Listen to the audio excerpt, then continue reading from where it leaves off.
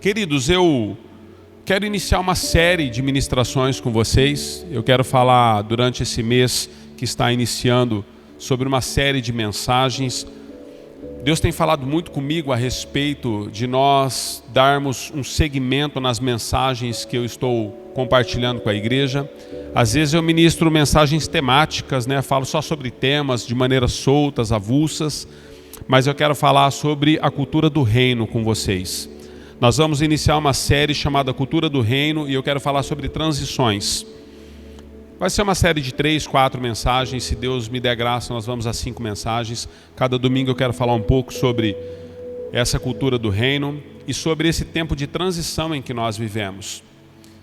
Eu tenho feito assim um balanço anual. Todas as vezes é costume, prática pessoal minha. Quando eu vou finalizando o ano, eu faço um balanço pessoal daquilo que foi positivo, daquilo que foi negativo e daquilo que empatou. Existem coisas que empatam, É sempre assim, mas existem coisas que você lucra ou coisas que você perde na vida. Então, olhando assim de uma maneira introspectiva para esse ano que nós estamos aí com tantos desafios, eu já tenho pensado a respeito do que precisa ser mudado e do que precisa ser fortalecido. Mais do que isso, a respeito de coisas que precisam ser deixadas na nossa vida. Então, pensando nisso, eu tenho olhado muito para a questão das transições que nós vivemos. Nós vivemos por transições, queridos. Nós, às vezes, precisamos sair de um lugar e estar em outro. Quando você olha para a Bíblia, Deus se move assim durante todo o período de tempo na Bíblia. A palavra de Deus sempre nos mostra Deus tirando um homem de um lugar, estabelecendo ele em outro, tirando uma nação de um lugar, estabelecendo ela em outra, levantando nações, destruindo nações. Deus sempre vai agir de forma que essa transição, ela seja algo vigente, seja de fato um verbo nas nossas vidas, algo contínuo, não para. E aí eu tenho olhado e refletido não só sobre a minha própria vida nesse ano, mas sobre a vida de muitos de vocês com quem temos contato de maneira direta. E eu tenho percebido que algumas pessoas param no caminho. E todas as vezes que você deixar de se mover, se não for vontade de Deus para que você deixe de andar, você vai ter problemas. Você vai ter problemas porque Deus não é um Deus estático, queridos. Deus nunca vai parar sem um propósito. Todas as vezes que você souber ou ouvir ou presenciar, experimentar na vida o silêncio de Deus, é porque existe um propósito. Não havendo propósito de Deus no silêncio, você sempre vai ouvir Deus falando e ver Deus fazendo. Você sempre vai enxergar Deus se movimentando no processo. De Gênesis a Apocalipse você vai encontrar isso, e você vai encontrar isso na sua vida pessoal, na sua real vida, no dia a dia. E nós precisamos compreender isso, queridos. Nós precisamos entender as transições. Eu não sei se você já viu uma criança, Nós às vezes vamos olhando para os filhos, convivemos com os filhos, quem é pai e mãe sabe disso. Mas às vezes convivendo com as crianças, nós que estamos muito perto, demoramos para perceber as mudanças. Mas as pessoas que têm contato com os nossos filhos só de vez em quando, vê o quanto que eles mudaram, o quanto que eles cresceram, o quanto que eles avançaram. E se você não é pai e mãe, mas você foi criança um dia, hoje é jovem, hoje é adulto, você tem plena convicção de que o sapatinho que servia no seu pé quando você tinha 4 anos de idade não serve mais hoje. Cabe nem no seu dedão. Não cabe, queridos. O que é isso? Nós somos seres que somos mudados e transformados. E nós então precisamos entender as transições da vida. É quando Deus, de maneira assim muito específica, Ele vai mudando a sua história e Ele vai fazendo com que a sua história possa ser levada ao centro da vontade dEle. Não entender as transições, as mudanças do centro da vontade de Deus na sua vida é uma grande perda que você vai carregar e às vezes ela é incalculável. Não dá para considerar o tamanho dessa perda. Então nós precisamos entender as lutas que você passa, as lutas que eu passo, as vitórias que temos, os ganhos e as perdas que alcançamos. No que compete tudo isso? Eu creio que está dentro de um propósito muito maior do que aquilo que você está enxergando.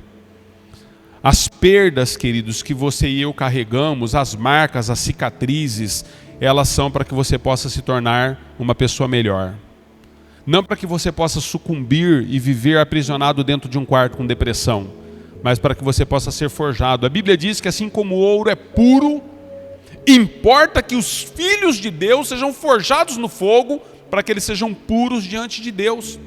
O autor aos Hebreus, ele vai além, ele diz, olha, buscai a santificação, pois sem a qual ninguém verá a Deus. Talvez seja muito diferente com você do que é comigo, mas eu percebo na minha própria vida, mesmo sendo pastor, que os momentos mais importantes para mim de santificação é quando eu estou passando pelas provas. É só comigo isso? Não que eu não me santifique, queridos, mas quando nós estamos passando pelas provas, a gente jejua 21 dias sem comer nada. A gente jejua uma semana, né? Nós vamos dobrar o joelho todos os dias. Mas quando as coisas estão na crista da onda, parece que alguma coisa acontece dentro de nós. Louvado seja Deus por sua misericórdia que nos compreende enquanto humanos, né? Que nos formou e sabe como somos. Eu quero ler um texto com vocês, Efésios capítulo 6, verso 10 a 13. Vamos compreender um pouquinho a respeito da cultura do reino. O que acontece com a cultura do reino? Efésios 6, 10 a 13, enquanto você abre, eu quero falar um pouquinho sobre isso. O que acontece com a cultura do reino, queridos? A cultura do reino é uma cultura diferente da cultura do mundo. A maneira como você enxerga as coisas no mundo não é a mesma maneira que Deus enxerga as coisas no mundo espiritual. Existem possibilidades com o teu corpo físico que no corpo espiritual não existirá. Existem possibilidades nas suas ações humanas que no seu espírito elas não existem. Pelo espírito, querido, você pode vencer todas as circunstâncias em Cristo Jesus, pelo corpo nem sempre. Entende? Por exemplo, eu posso estar ligado e conectado a você enquanto corpo de Cristo, independente de onde você esteja. Você pode estar no Japão, nós podemos estar ligados espiritualmente, orando pelo mesmo propósito, clamando e chorando pelas mesmas causas. Mas eu não consigo estar aqui fisicamente no Japão ao mesmo tempo com você. Então nós precisamos compreender a cultura do reino. E eu quero falar, primeira mensagem dessa série com você, eu quero falar sobre compreendendo as batalhas. Nós precisamos compreender as lutas que estamos travando. Quantos querem e quantos desejam? Diz assim o verso 10 de Efésios 6. Finalmente, fortaleçam-se no Senhor e na força do seu poder. Vistam toda a armadura de Deus para que vocês possam estar firmes contra as ciladas do diabo. Pois a nossa luta ela não é contra pessoas, mas contra os poderes e autoridades, contra os dominadores deste mundo de trevas, contra as forças espirituais do mal nas regiões celestiais. Por isso, vistam toda a armadura de Deus para que vocês possam resistir no dia mal.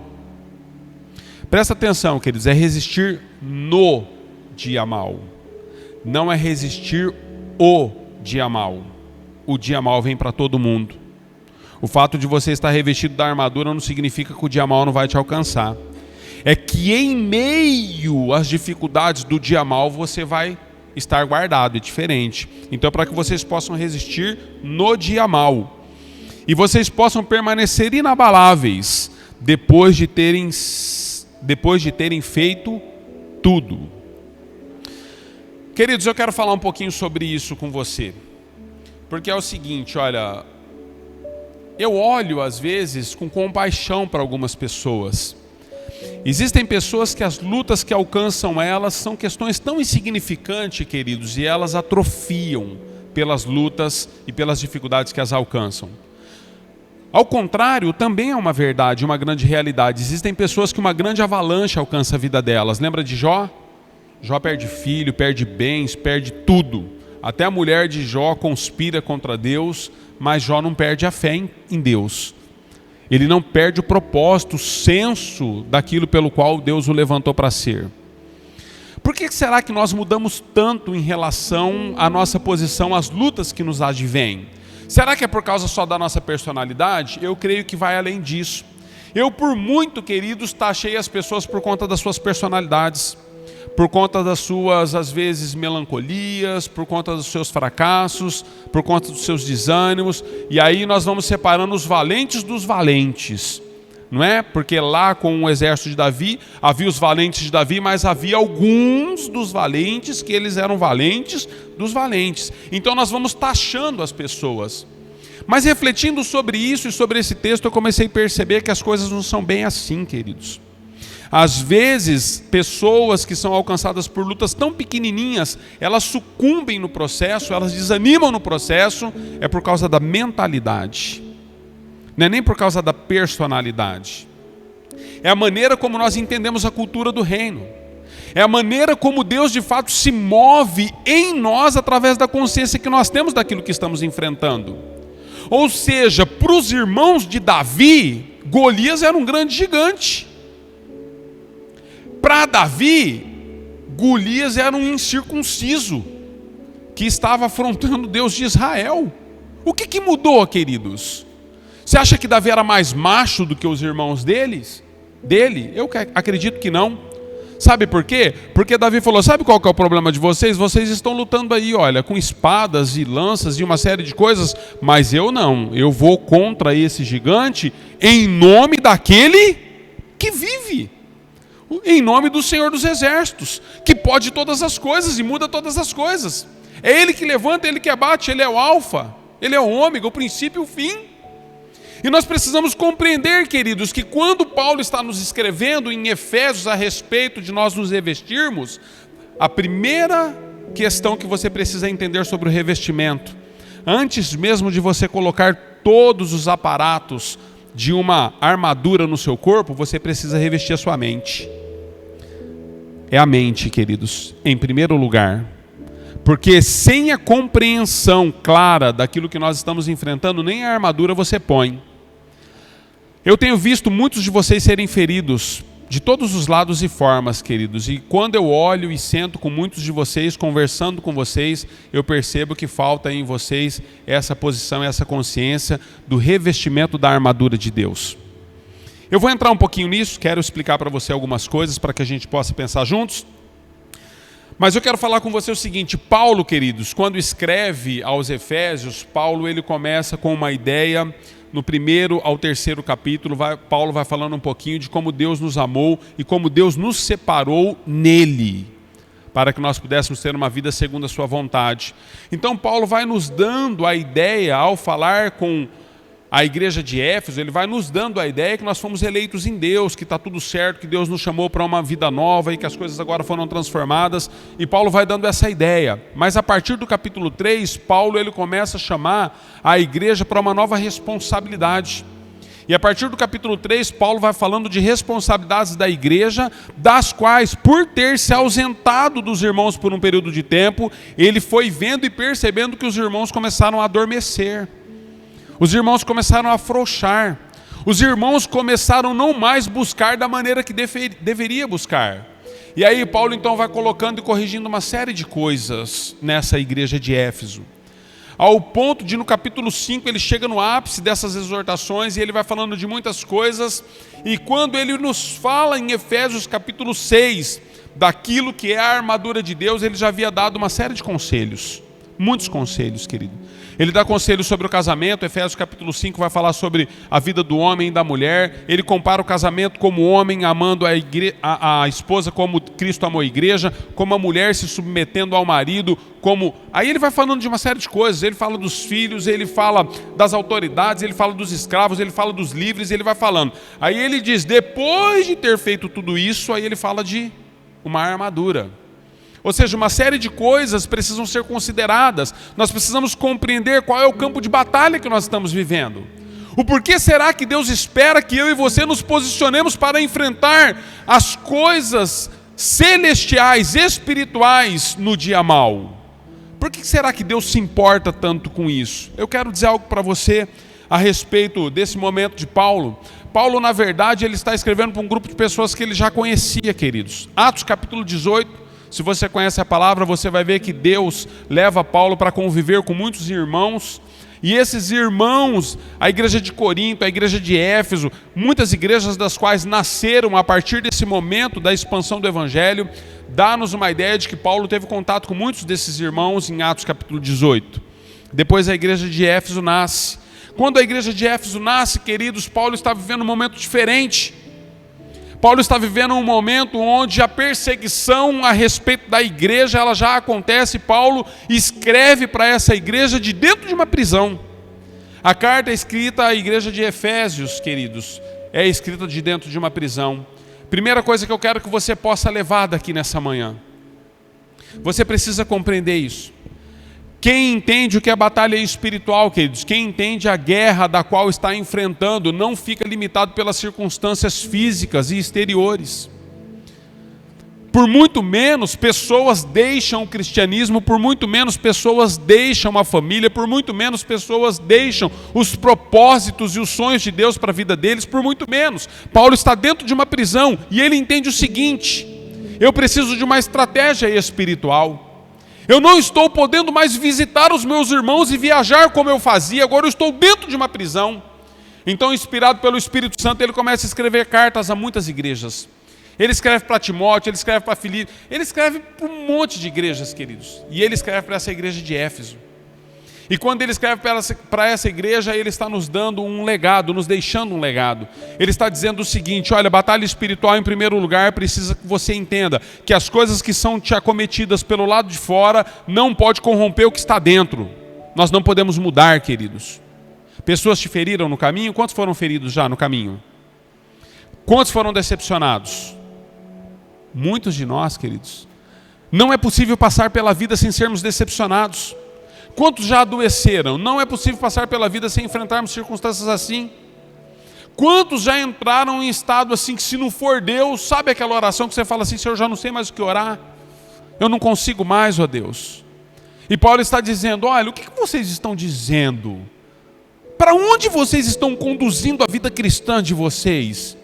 Irmãos, eu estou dentro de uma cadeia, inspirado pelo Espírito Santo, escrevendo a vocês que vocês devem se revestir da força e do poder do Senhor para que vocês possam enfrentar as circunstâncias contrárias no dia mau.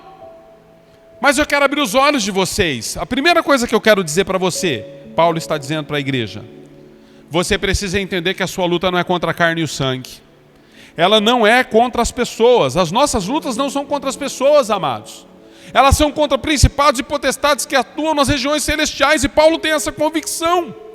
Então, batalha espiritual, queridos, implica em nós entendermos que a nossa luta não é contra o cônjuge, nem contra os filhos, nem mesmo contra os irmãos da igreja. A nossa luta, na verdade, em primeiro lugar, queridos, ela acontece nas regiões espirituais. Eu sempre digo isso para algumas pessoas que estão lutando e pelejando pelos familiares, ou amigos, ou pessoas que querem trazer a vida com Cristo. As pessoas, às vezes, elas têm uma estratégia de enfiar Bíblia goela abaixo. Elas querem de qualquer forma que a pessoa experimente o que ela está experimentando. E eu sempre digo para essas pessoas: ninguém suporta um crente chato. Quantos já tiveram crentes assim pegajosos e chatos na caminhada? Ninguém? Só eu? Ah, quantos já foram chatos com alguém? Não precisa falar, não precisa erguer a mão. Acontece, queridos. Mas o que Paulo está dizendo é aquilo que eu sempre tenho compreendido e compartilhado com essas pessoas, mais do que você ficar levando Deus a essas pessoas, porque nós somos assim, queridos. Nós pegamos sempre um texto bíblico, pegamos sempre a palavra de Deus, pegamos sempre uma possibilidade de incutir nas pessoas de que as pessoas estão erradas, de que o que ela está fazendo não serve, de que o que ela fez é reprovável, porque Deus, porque isso. Mais do que levarmos Deus às pessoas, nós precisamos aprender a levar as pessoas a Deus. É diferente, queridos. Você quer que a sua esposa mude? Dobre o seu joelho, leve ela diante de Deus. Eu quero contar algo para vocês, queridos. É muito pessoal, mas me veio aqui e tenho liberdade para fazê-lo, porque já fiz em outras ocasiões. A Giovana tem plena liberdade nisso também. Nós estamos completando agora em dezembro 25 anos de casados. Eu estou há 29 anos com a Giovana. Guerreira, né? Sei que você pensou isso. Ela é guerreira, mas está tudo certo, queridos. Ao longo desses anos, amados, nós temos 27 anos em Cristo. Ao longo desses 27 anos em Cristo, nós passamos por muitas dificuldades. Houve um momento, nós éramos ainda recém-casados, ali por 96, 97, nós casamos em 95. E nós começamos a ter algumas crises de relacionamento, e nós começamos então a cada um se posicionar naquilo que cria. E eu me lembro de um período que ficou muito tenso o nosso relacionamento. Sabe quando o relacionamento conjugal fica tenso? É isso aí mesmo, ficou bem tenso. E eu, já não sabendo mais o que fazer, fui me aconselhar com algumas pessoas mais maduras, pessoas de Deus, e foi quando eu aprendi esse princípio. Mais do que levar Deus para a Giovana, Anderson, você precisa levar a Giovana para Deus. Eu me lembro, queridos, que diante daquilo que nós estávamos divergindo, eu entrei num propósito com Deus. E comecei a dizer para Deus, Deus, eu não falo mais sobre esse assunto com a Giovana. Eu só vou falar sobre esse assunto com o Senhor, a respeito da Giovana. E eu entrei, queridos, num tempo de muita oração, muito dobrar dos joelhos, não porque ela era errada, porque na verdade depois, no final de tudo, no fritar dos ovos, no frigir dos ovos, eu percebi que quem foi transformado foi eu. Entende? Eu percebi que eu fui transformado. De que forma, pastor, você foi transformado? Eu não enxergava mais a Giovana da mesma forma, depois que eu comecei a orar e não mais falar sobre aquele assunto e ficar brigando com ela por causa daquilo. Eu comecei a enxergá-la de outra forma. E à medida que eu fui a enxergando de outra forma, não havendo mais a tensão daquela condição no nosso relacionamento, Deus também a transformou. E transformou aqui primeiro. Porque havia um erro aqui. Eu quero dizer para você, você precisa começar a dobrar os seus joelhos. Sabe o que vai resolver a sua vida? Não são os aconselhamentos, as revistas que você lê, o tanto de Bíblia que toda hora você está em cima decorando versículos. Decorar versículos não muda a vida de ninguém, queridos. Se decorar versículo mudasse a vida de alguém, o diabo não estava condenado do jeito que está. Porque ele conhece a Bíblia muito mais do que qualquer um de nós. Cada ponto e cada vírgula da palavra de Deus o diabo conhece. Mas a Bíblia diz que ele crê e estremece, mas ele não obedece. De que adianta, queridos? O que Paulo está nos dizendo é o seguinte: a sua luta não é contra a carne e contra o sangue, não são contra as pessoas com quem você convive. Você precisa de uma vez por todas começar a tomar uma posição espiritual na batalha. Você precisa de uma vez por todas clamar até que. Me perguntaram certa ocasião, pastor, qual que é a oração perfeita? Qual que é a verdadeira oração que eu devo fazer? Eu digo para você nessa manhã, a verdadeira oração é aquela que você ora até que Deus responda. Enquanto Deus não responder, você não deve parar de orar. A Bíblia diz de uma mulher que insistiu com um juiz iníquo, até que o juiz julgou a causa dela. Nós precisamos insistir com Deus em algumas questões da nossa vida, queridos, até que Deus de fato possa mudar a nossa realidade. Não adianta você fala um dia sobre o assunto e esquece ele 10. Quantos estão compreendendo nessa manhã? Batalha espiritual, queridos, faz com que eu e você possamos ter uma mentalidade mudada. Por isso que nós passamos a compreender o que é reino. Mentalidade do reino. A mentalidade do reino é o seguinte: não se vence batalha simplesmente por ter o título de cristão. Sabia que você não vai vencer as batalhas porque você tem um título de uma igreja? Eu sou da comunidade Amor e Graça. Meus sentimentos. Isso não muda a sua vida. Eu vou na célula toda terça-feira, todo sábado, toda quarta. Não muda a sua vida. Eu não falto nos cultos. Não muda a sua vida, queridos. Não muda. Ao longo de anos eu tenho compartilhado vida com pessoas e pessoas têm compartilhado vida comigo.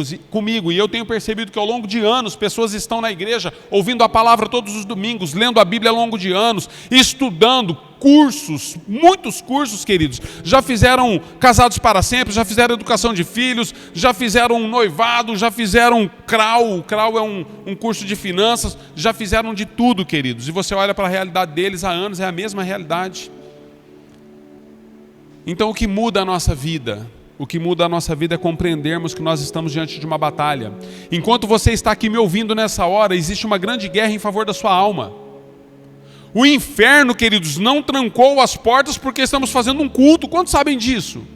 Existem centenas de milhares de pessoas nesse segundo sendo executadas, assassinados lá fora. Pessoas sendo estupradas nesse exato momento, queridos. Homens e mulheres sendo torturados ao redor do mundo por conta do Evangelho. Existem pessoas sofrendo nesse exato momento enquanto você está ouvindo a palavra. O que você quer dizer com isso, pastor? Eu quero dizer o seguinte: não existe campo neutro, queridos, em guerras espirituais.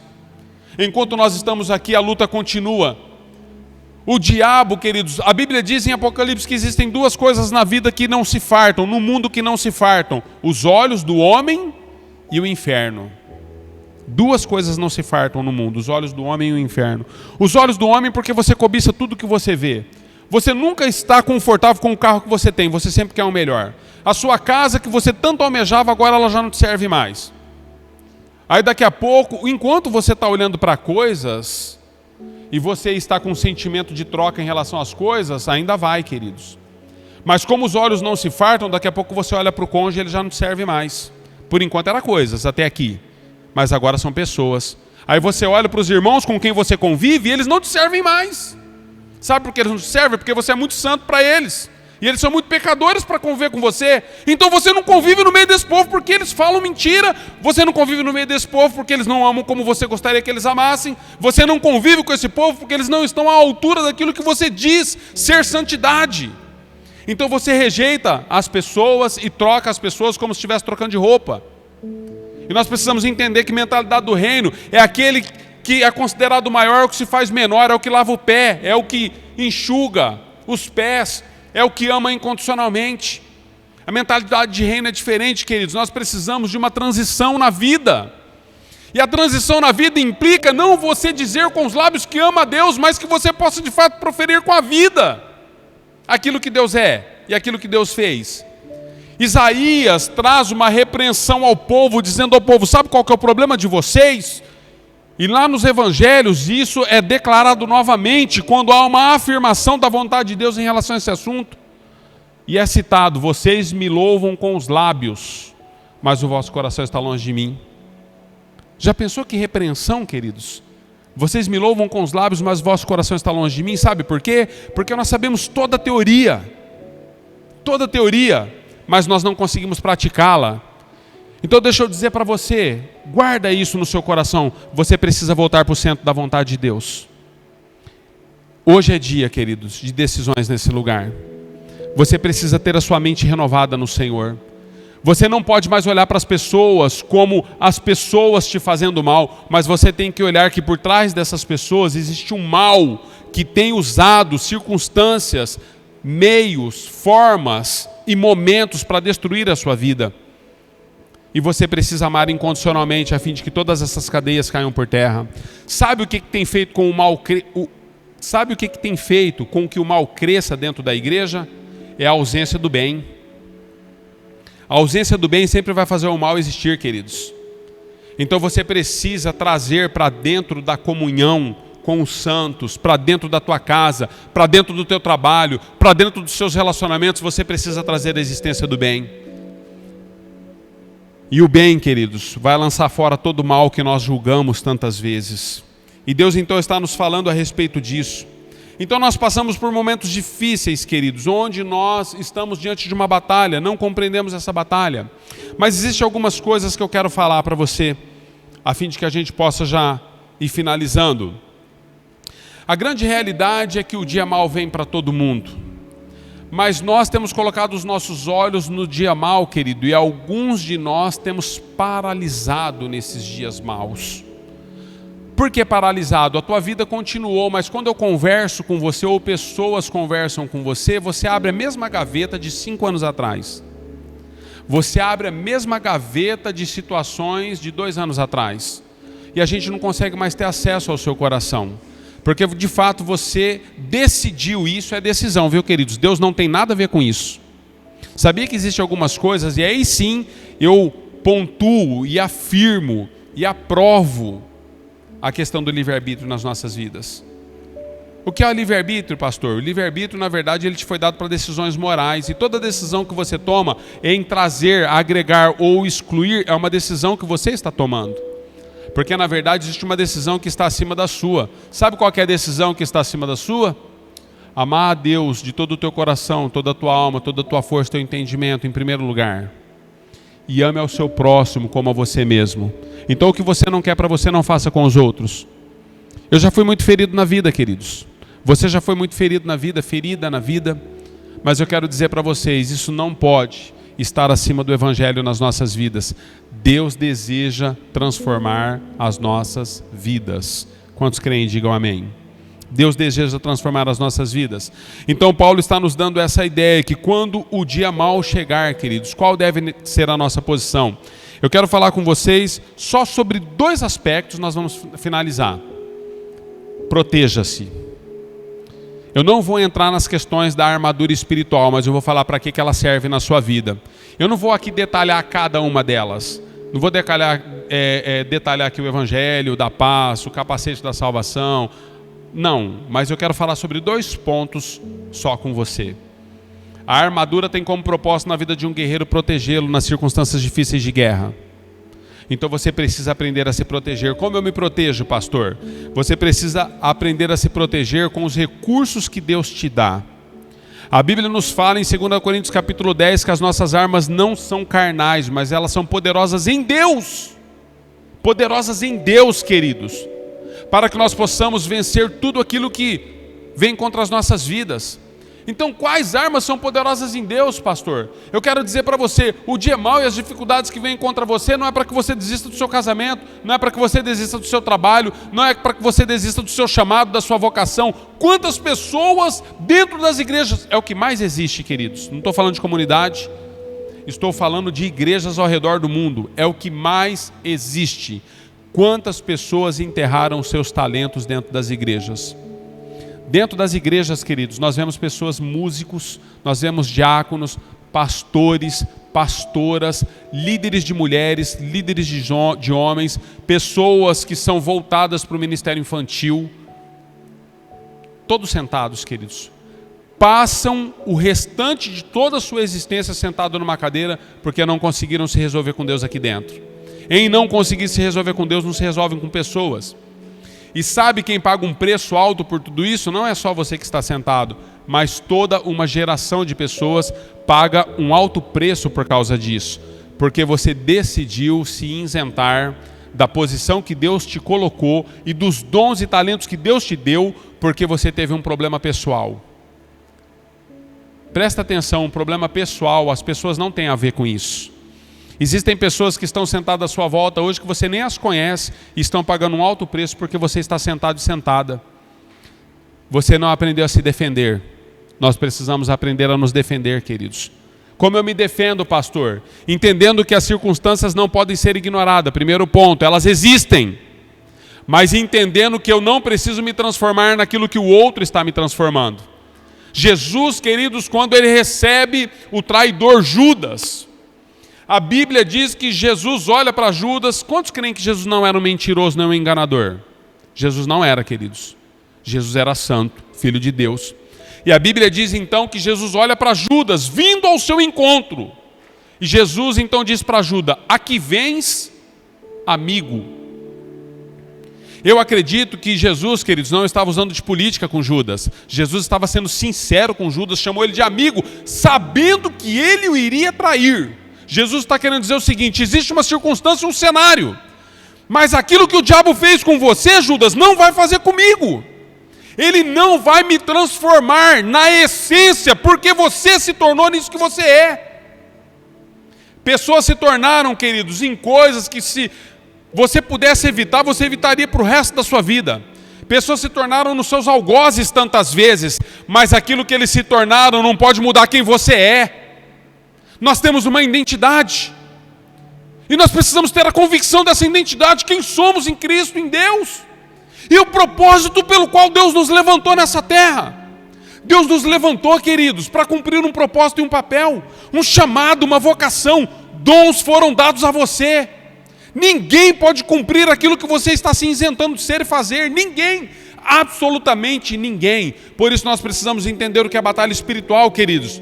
Nós estamos lutando agora não mais com as pessoas que nos paralisaram, mas agora nós estamos lutando com principados e potestades que nos mantêm aprisionados. Quantos querem ser livres hoje? Vou perguntar de novo, quantos querem ser livres hoje? Nós precisamos, queridos, entender isso.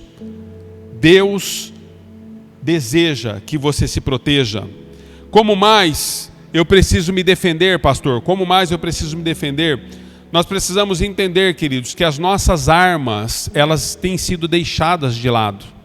Você só se defende se usar as armas que Deus te deu. 2 armas que você não pode abrir mão delas: oração e jejum. O jejum, querido, se tornou um artigo de luxo na nossa geração. Oração ainda você vê, mas na nossa geração atual, o jejum se tornou um artigo de luxo. Muitas pessoas dentro das igrejas entendem que jejuar é só para o bispo, para o padre, para o pastor, para o sei lá para o quê. Você precisa jejuar. Jesus disse, olha, questionaram lá a respeito dos discípulos de Jesus. Os fariseus falaram, olha, por que os teus discípulos não jejuam?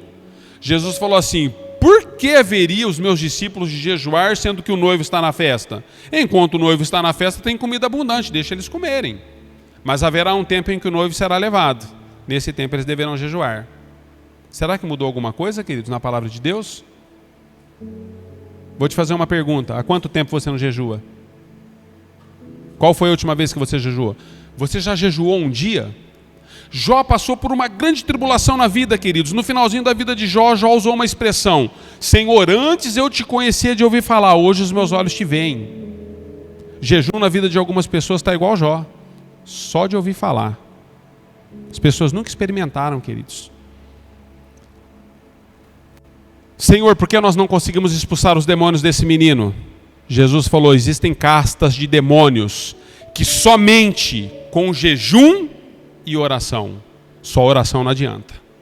Só aconselhamento não adianta. Só trazer para perto e discipular não adianta.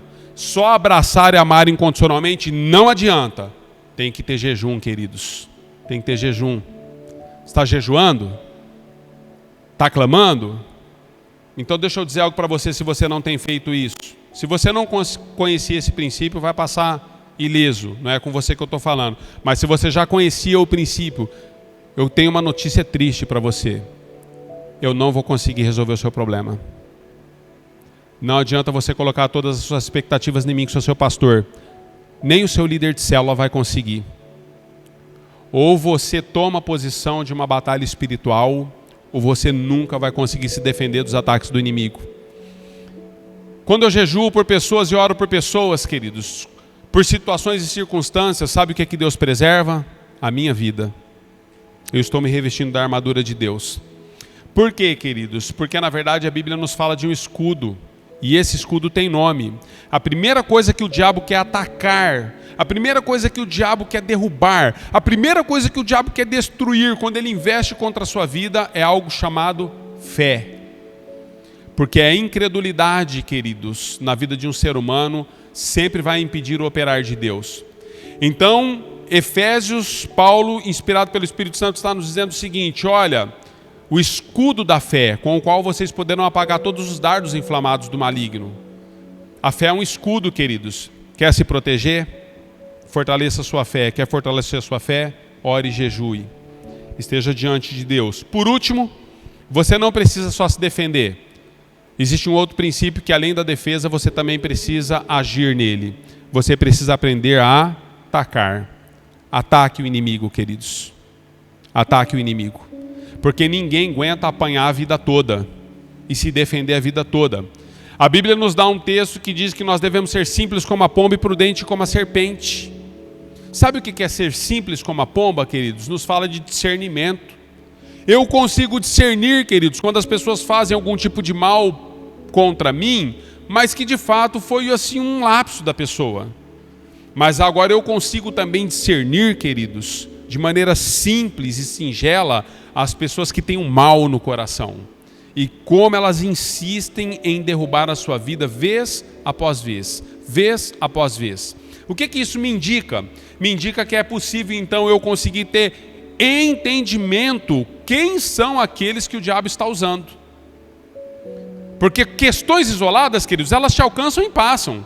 Pô, um amigo te ofendeu, mas já pediu perdão, seguiu, está tudo certo, ele não fez mais. Mas agora existem aqueles que foram levantados para fazer mal contra você. E mesmo sendo cristãos, queridos, às vezes eles não percebem que estão sendo usados pelo diabo. Como uma tola falas tu, disse Jó para sua esposa, sendo mulher. Porque ela falou contra Deus. Então às vezes o diabo usa pessoas a quem amamos, convivemos e estão próximas de nós. Pessoas que você assim está decolando. A hora que você vai, sabe quando o avião decola, tem todo aquele esforço, mas depois ele vai pegar um chapadão assim que ele vai planar? Quando você vai, o diabo sempre manda os seus encardidos. Sempre tem, querido, um encardido. Nós precisamos entender, queridos, quem são aqueles que de fato só escorregaram e quem são aqueles que estão sendo usados para nos ferir. Então cuidado com o que você fala para o seu cônjuge. Porque é o seguinte, queridos, às vezes falamos tanto com pessoas que convivemos a respeito de algo que nós temos um problema, não está no outro, está em nós. Que chega uma hora que o outro, de fato, ele é convencido por nós de que deve fazer aquilo mesmo. Às vezes os filhos são convencidos pelos pais de que eles são pilantras, maconheiros, de tanto o pai insistir que ele não presta, só anda com gente errada. O filho não tinha essa índole. Mas os pais foram fortalecendo, até que ele fala: quer saber de uma coisa, pai? Está tudo certo, vida que segue. Você tem aberto a sua boca para dizer o quê? Nós precisamos compreender isso, queridos.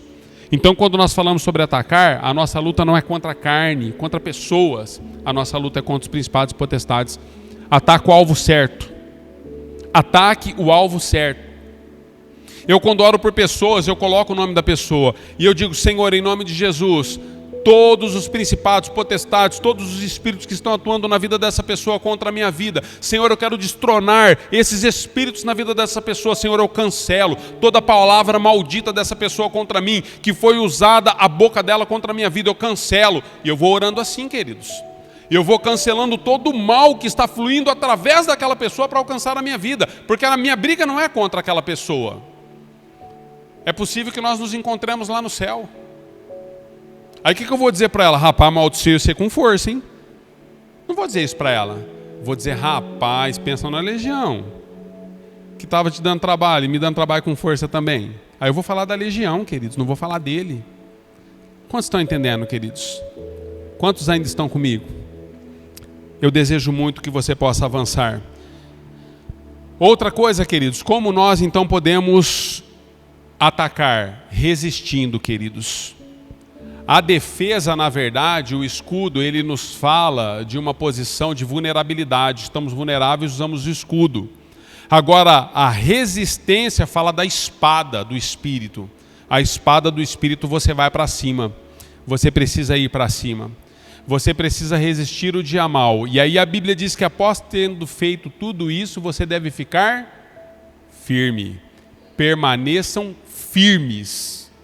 Você precisa permanecer firme. Nada, nem ninguém, nenhuma circunstância, exemplo de Paulo que estava dentro de uma prisão, escrevendo para nós. Nada nem ninguém, queridos, não é um divórcio, não é uma enfermidade, não são pessoas que se levantam contra você, não é o desemprego, não é a falta de alguma coisa, nada, queridos.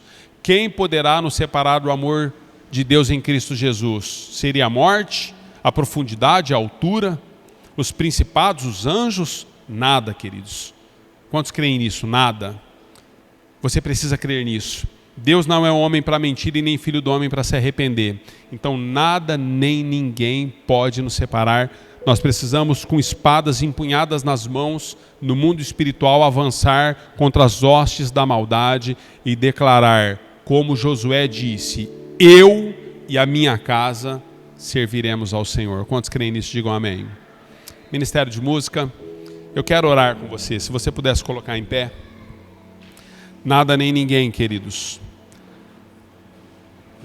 Então, a primeira mensagem da série é compreendendo as batalhas. Você precisa compreender, querido e querida, de que existem batalhas que você nunca vai vencer no campo físico sem antes vencê-las no campo espiritual. Primeiro no mundo espiritual, depois no campo físico. Primeiro coloque diante de Deus, depois coloque diante dos homens. Primeiro se dobre diante de Deus, depois se curve para servir os homens. Amém? Vamos orar. Eu queria que você abrisse suas mãos em nome de Jesus. Eu quero te abençoar com essa palavra, declarar que ela seja um divisor de águas para você. Senhor, em nome de Jesus, nós oramos pela igreja, declaramos que essa palavra é uma palavra que, Senhor, faz parte de uma série que estamos projetando, mas a primeira consciência que nós queremos ter é de que nós estamos em uma guerra, Senhor. Existe todo o mundo espiritual acontecendo, ainda que os nossos olhos não enxerguem. E nós queremos declarar, Senhor, que esse mundo espiritual esteja todo submetido à sua vontade nas nossas vidas. Sobre todas as coisas, eu oro para que os meus irmãos possam ter uma postura e uma posição de verdadeiros guerreiros. Senhor, que a guerra que os teus filhos têm enfrentado, que as divergências, as dificuldades que os teus filhos têm enfrentado, elas possam ser agora todas submetidas à tua palavra e à tua vontade. Eu te abençoo da cabeça à planta dos pés e eu declaro que você tenha a mentalidade do reino. Eu declaro que você possa, de fato, daqui para frente, entender que Deus te coloca sobre uma nova posição e sobre um novo momento em tudo que você está enfrentando. Por isso, todo principado e toda potestade daqui por diante haverá de encontrar um grande guerreiro e uma grande guerreira na autoridade do nome de Jesus, a quem te abençoo. Amém e amém.